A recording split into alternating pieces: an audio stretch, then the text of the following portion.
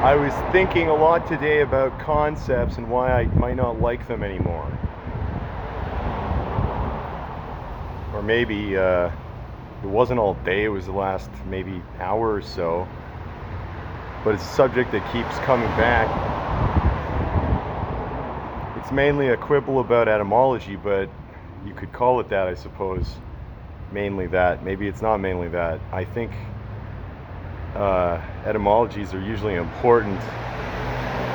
Even folk etymologies that aren't based in fact, whatever those are, but even folk etymologies that take on a certain... I was having a conversation with my friend Oliver the other day about this, and yeah, folk etymologies can actually assume historical importance and social importance concerning the meaning of a word, if not its origin in people riffing on it in different ways.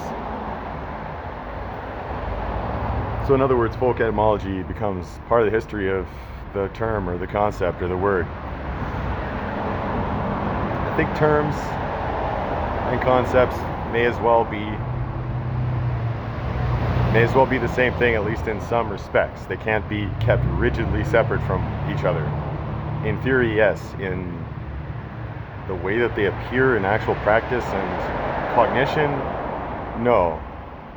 Words, language, and thinking are, joined at the hip, as it were, and not at the hipster bar. Talk about no concepts, man. Holy smokes.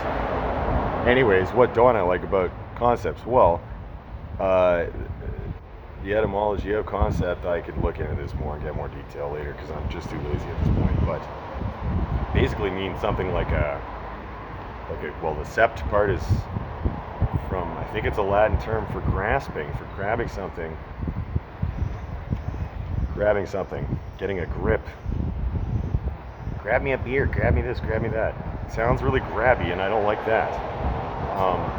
And the con part, I kind of like that in one respect, because most concepts, or most, I don't know, let's say, articulations of phenomena that try to pass themselves off as concepts are usually like word salad garbage dumpsters mistaken for insights. I mean, let's face it, I'm not excluding myself here. The way that people tend to use language is pretty loose and pretty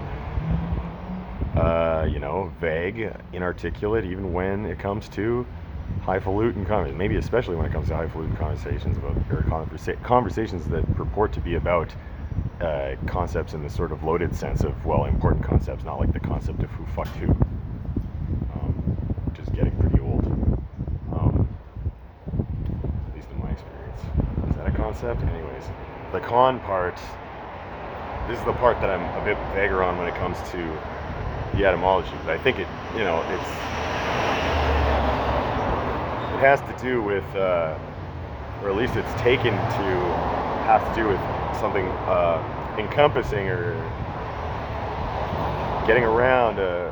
It's like a grasping that's comprehensive. The con part is doing some sort of reaching out work for the grasp, as it were.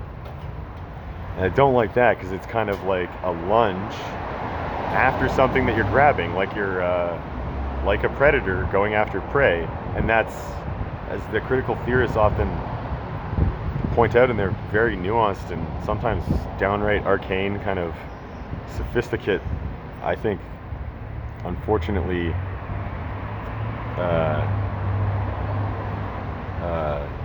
unnecessarily abstruse, I guess, kind of ways. As they point out, Adorno, especially in Horkheimer, about the concept's tendency to identify, or that's the nature of a concept for them, is to identify something, and to do so is to exclude anything about the thing you're identifying with this concept that doesn't fit into the concept. So in other words, yeah, you turn out with all this excretion and force and everything that doesn't fit into the concept, say, that I have of, like, say, like a poodle or something. Where was I again? Anyways, if I have a concept of anything, it's going to be incomplete. It's not going to be a whole grasp of the whole thing.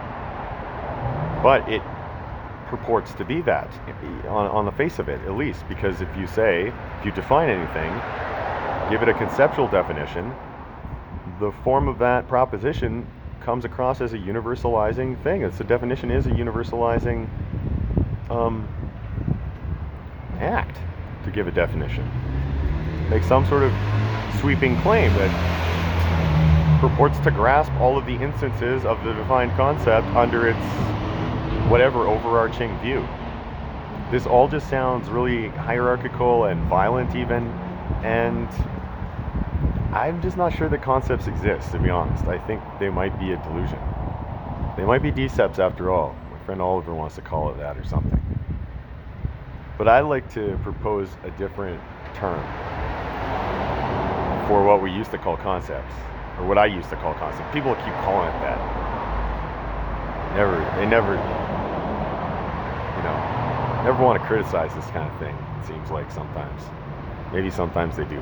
I haven't been there, but maybe something. But instead of concepts, you got something like notnilcepts, like the negation, kind of a Hegelian reference, but it's not just a notnilcept, and it's not just merely a nilcept, just to get that nil in there to distinguish it subtly from not, even though they're both terms for negation.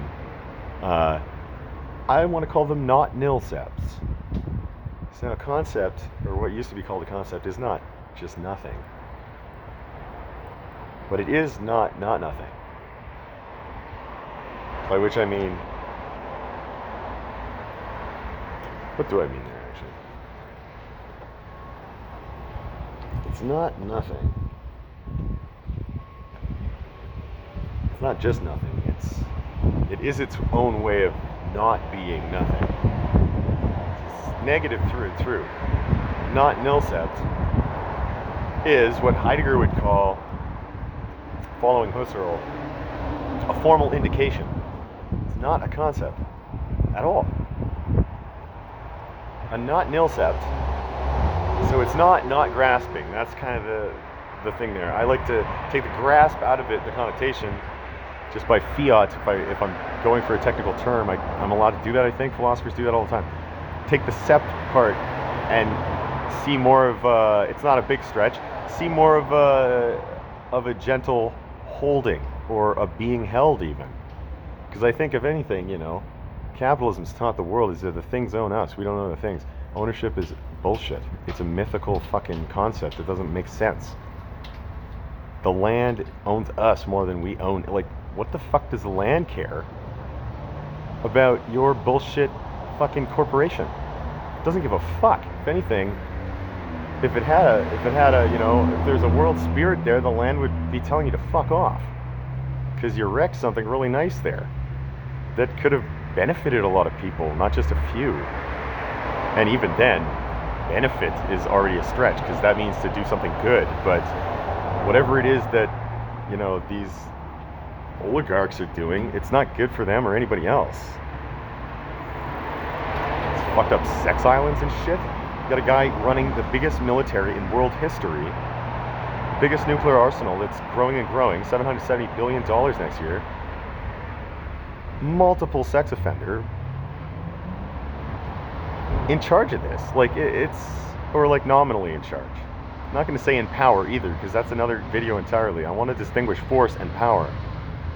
And this one could be as rigid as you like, because I don't think forces are empowering. I think forces are destructive. Power should be, I think, celebrated again, like Nietzsche, not in the way he did it.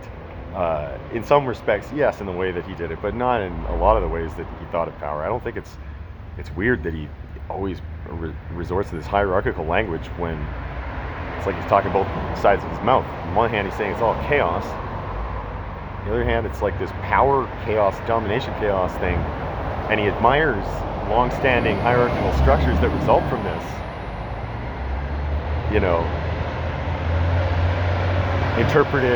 power interpreting the forces and coagulating them in certain ways.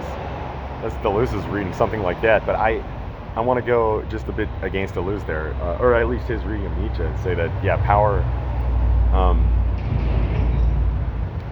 not about active and reactive forces. It's more about force and power. Force just being the realm of reactive, what Deleuze calls reactive forces in his reading of Nietzsche and Nietzschean philosophy's monogram. In other words, I've just ditched the distinction between active and reactive forces and keep power for active forces, or what was active forces. Just not call power force. Some of the things that are the least forceful are the most powerful, and I think in a general way, at least for me personally. Sorry, I have really itchy balls. At least for me personally, the concept is grasping. I'm trying to scratch the confusion out, I guess. Clarify things a little bit. Publicly. Anyways, where was I? Oh yeah, I mean, thinking of like sickly little Nietzsche himself, or Kafka, who's like chewing a piece of broccoli 100 times before swallowing it because he's so frail. You know, Kierkegaard's funny pants get made fun of in the street. Can't stop talking. He just can't stop teasing people. You know, these are I slipped again. This is a Nietzschean slip or something. These are not forceful people. I don't like I mean, you could say, oh, what a forceful book. I just don't. The connotation of force is too violent, again, like concept. Power of their work, I don't think is accidentally related to their relationships with their respective relationships with force, with the forces at play, or not at play, the forces at work, at labor, I guess. The work doesn't have to be bad either.